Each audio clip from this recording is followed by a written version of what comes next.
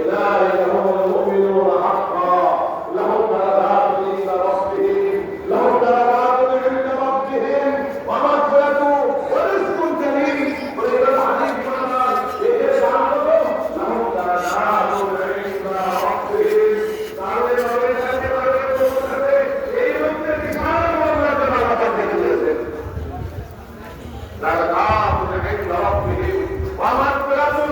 এই রাত লাগে, এই তবলিগের আগে, এই ঈমান গ্রহণের আগে যেই গুনাহগুলো করেছে আল্লাহ পাক ওদের সব গুনাহকে ক্ষমা করে দিয়েছেন। মাগফিরাত ওয়া রিজকুন কারীম, ওয়া রিজকুন কারীম। আল্লাহ ফিল জান্নাহ, আল্লাহ জান্নাতের মধ্যে হলো তোরে ভাই ওয়া রিজকুন কারীম।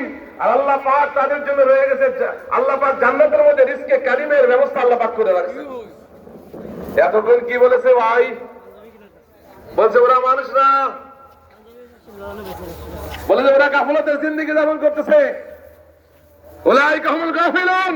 বলে এখন ওরা গাফেল, আর আল্লাহ পাক এই মেহনতে তাদের জিন্দেগির পরিবর্তন করে দিয়ে এখন আল্লাহ পাক এদের নাম পাল্টায় দিয়েছেন। এখন এদের নাম হয়ে গেছে ইবাদুত।